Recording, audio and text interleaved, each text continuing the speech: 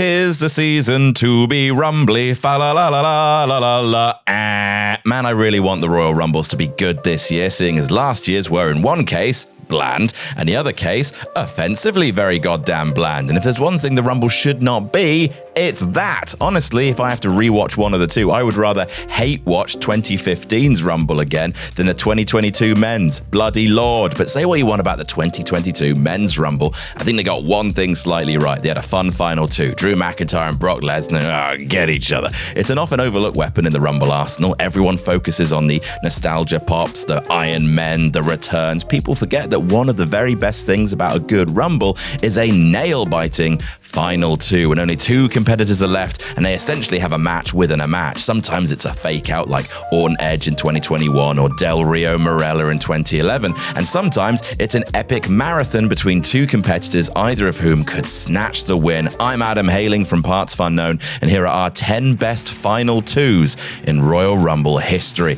And if you like Royal Rumble content, make sure you check out all the stuff we did last year as well. Every January we do a raft of Royal Rumble lists and fantasy bookings. You want to check them out, check them out. Number 10, Bret Hart and Lex Luger, 1994. Difficult to describe the match within a match as actually good. No sooner had Bret Hart and Lex Luger been left to their own devices, indecisive from crisis to crisis, than the match was over. Seriously, from Bret and Lex being the final two to the end of the Rumble was less than a minute, which is very silly. Both men were the biggest stars in the match by far, and they could have savored it a little bit longer, but, and this is a Rikishi size but, no way that these two aren't going on this list because they were the first, and to this point only, co-winners of the Royal Rumble. Yep, after a few seconds of punching, both men went to the ropes, had a lovely little cuddle, and fell over the ropes together like Holmes and Moriarty going over the Reichenbach Falls, if Holmes and Moriarty had a little cuddle on the way down. Both men's feet apparently touched the mat at the same time, with a long post-match angle of trying to work out which of the lads had won it. For the sheer amount of Rumble drama surrounding two dudes, this belongs on the list,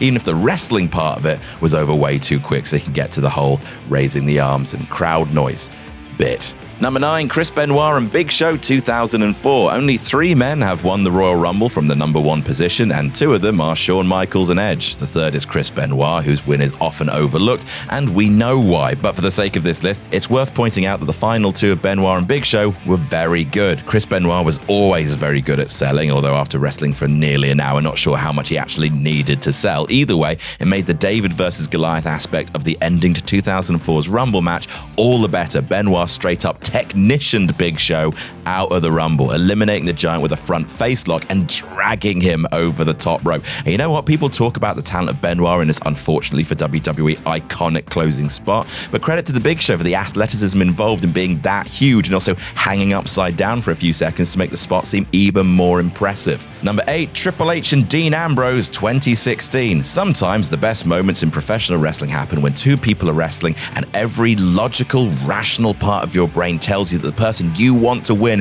has precisely 0 chance of winning, but for slight moments, for the slightest moment, they make you believe. The 2016 Royal Rumble has some incredibly dumb booking. Reigns was forced to defend his WWE Championship in the Rumble itself, and the major angle in the match was Vince's boys taking Reigns out of the match via the bottom rope and injuring him, which is ass backwards, forwards, and then backwards again. Of course, Roman comes back out and we think he's gonna win, but then Triple H eliminates him to a huge pop, leaving just the game and Dean Ambrose. Dean, never going to win, already Intercontinental Champion, Ambrose. And of course, he doesn't, but for a few short minutes, there's a possibility in the air that WWE will pivot to much more over Ambrose at the last minute before Mania, and that's enough to make the final 2 a tiny bit magical. Number 7, Becky Lynch and Charlotte Flair, 2019. Most of the time, at least for the last 10 years, who we want to win the Royal Rumble mostly doesn't win the Royal Rumble. And you know what? That's fine. Joy is overrated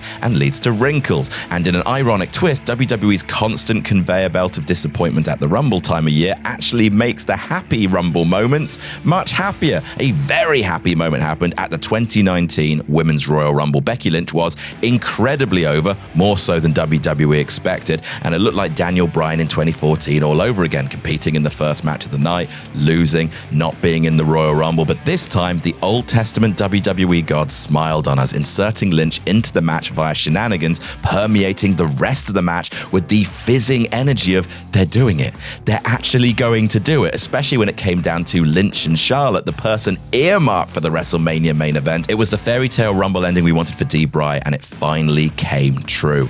Number 6, John Cena and Batista, 2005. Lol, they felled over. The two breakout stars of 2005, either of them could have won it, and wouldn't you know it, they both did. One of the most infamous final twos of all time saw Batestes and John Pena botch a Batista bomb, which sent both guys sailing over the top rope in an unintended remake of Bret Hart and Lex Luger, but this time done perfectly. Like, they touched the ground at exactly the same time. It is unreal. Cue Vince being so excited about the content that he breaks his own legs and sits in the ring barking orders until they restart it, and Batista can finally win like he was supposed to. Does it make sense? No, because literally in 1994 they ruled that both men win if this happens, but f*** it. It's an hilarious and eternal reminder of that old adage, the best laid plans of Vince and men off go awry, and also look, he tore his quads like a massive Doyle. Number 5, Shawn Michaels and the British Bulldog, 1995. 1995, a deeply Royal Rumble, one of the most influential and referenced finishes in Rumble history.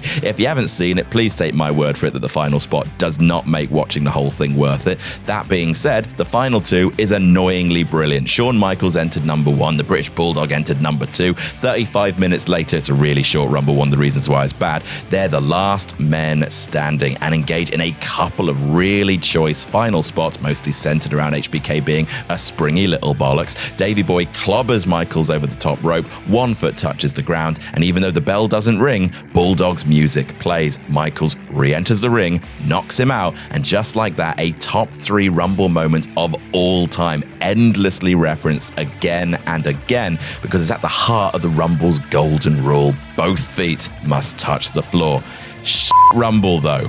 It's a fucking Royal Rumble. Number 4, Chris Jericho and Sheamus, 2012. I know we all love Sheamus nowadays, and with damn good reason, banger after banger after banger, etc. But I still think the wrong person won the 2012 Royal Rumble. The fact that Chris Jericho cannot boast a Royal Rumble win on his record, despite the fact that he should have won it in both 2012 and 2017, is not an insignificant amount of bullshit. Even so, the match within a match at the end of 2012 is really good. The two men wrestled for legit over 5 minutes before Jericho is ousted by a brogue kick, and that was a big risk considering the match had already lasted an hour, but it was so great, with Jericho writing several love letters to Shawn Michaels, constantly saving himself from elimination by centimeters, taking the Great White to his limit before making history's palest man very angry. Top-notch tension and drama, and up there with the best of them.